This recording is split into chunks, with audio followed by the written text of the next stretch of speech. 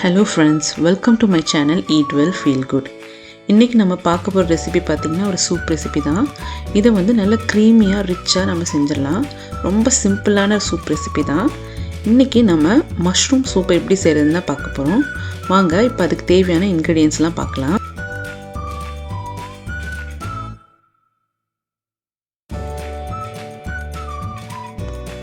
Soup செய்யறதுக்கு நம்ம ஒரு அகலமான கடாய் எடுத்துக்கலாம். அந்த கடாய் நல்லா ஹீட் ஆனதுக்கப்புறம் அதில் நம்ம 25 கிராம் பட்டர், அதாவது 2 டேபிள் ஸ்பூன் அளவு பட்டர் ஆட் பண்ணிக்கலாம். பட்டர் நல்லா ஹீட் ஆனதும் அதில் நம்ம 3 பூண்டு பல்ல ஆட் பண்ணிக்கலாம். பெரிய பூண்டு பல்லம் தான் 3 போதும். இப்போ இதை நல்லா ஃப்ரை பண்ணிக்கோங்க. இது ஒரு 2 நிமிஷம் ஃப்ரை ஆனதுக்கப்புறமா நம்ம இதில் ஒரு மீடியம் சைஸ் வெங்காயத்தை ஆட் பண்ணிக்கலாம். இதை நல்லா ஸ்லைஸ் பண்ணி ஆட் பண்ணிக்கோங்க. இது ரொம்ப நேரம் வதங்கணும்னு அவசியம் இல்லை, லைட்டாக வதங்கினா போதும். இப்போ வெங்காயம் நல்லா வதங்கிருச்சு. இந்த டைமில் நம்ம 300 கிராம் அளவு மஷ்ரூம் ஆட் பண்ணிக்கலாம்.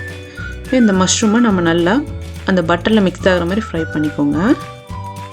கடைசியாக நம்ம இது கூட தேவையான அளவு உப்பு ஆட் பண்ணிக்கலாம். இதை ஆட் பண்ணிவிட்டு நம்ம இதை நல்லா கலந்து விட்டுடலாம்.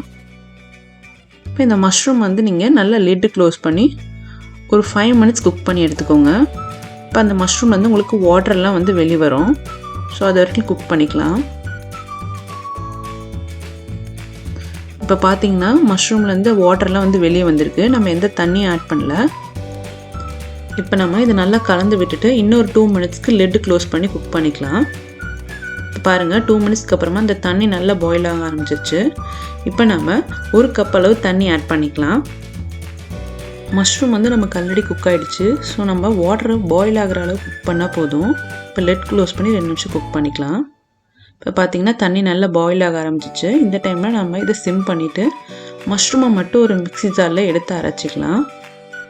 மஷ்ரூம் கொஞ்சம் ஆறுனதும் நம்ம மிக்சியில் போட்டு நல்லா ஃபைனாக அரைச்சி எடுத்துக்கலாம். இப்போ பாருங்கள், இது நல்ல ஃபைன் பேஸ்ட்டாக அரைச்சாச்சு.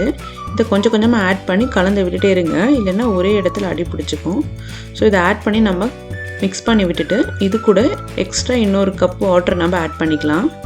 உங்களுக்கு எந்த அளவுக்கு சூப் திக்காவோ இல்லை டைல்யூட்டடாக வேணுமோ அந்த அளவுக்கு நீங்கள் வாட்டர் ஆட் பண்ணிக்கோங்க. இப்போ இதை ஆட் பண்ணி நல்லா மிக்ஸ் பண்ணிவிட்டு இது ஒரு 2 மினிட்ஸ் குக் பண்ணிக்கலாம். நம்மளோட சூப் ரெடி. இப்போ பார்த்தீங்கன்னா சூப் ஒரு 2 மினிட்ஸ் குக் ஆகிடுச்சு. லாஸ்ட்டாக நம்ம இதில் பெப்பர் ஆட் பண்ணிவிட்டு இதை சர்வ் பண்ண வேண்டியதுதான். பெப்பர் ஆட் பண்ணதுக்கப்புறம் ரொம்ப நேரம் கொதிக்க விடாதீங்க. இதை நம்ம அப்படியே சர்வ் பண்ணிடலாம் ஹாட்டாக. பாருங்கள், நம்மளோட மஷ்ரூம் சூப் எவ்வளோ க்ரீமியாக திக்காக இருக்குன்னு. இதில் நம்ம எந்த மாதிரி கார்ன்ஃப்ளவரோ எதுவுமே ஆட் பண்ணலை. அவ்வளோதான் ஃப்ரெண்ட்ஸ், நம்மளோட சூப்பர் டேஸ்டியான மஷ்ரூம் சூப் ரெடி ஆகிடுச்சு. இந்த ரெசிபி நீங்கள் கண்டிப்பாக ட்ரை பண்ணி பாருங்கள். இது ரொம்பவே ஹெல்த்தி, ரொம்ப டேஸ்டியாகவும் இருக்கும். இது வெயிட் லாஸ்க்கெலாம் ரொம்ப யூஸ்ஃபுல்லாக இருக்கும். இந்த ரெசிபியை நீங்கள் ட்ரை பண்ணிவிட்டு எப்படி இருந்துச்சுன்னு சொல்லுங்கள்.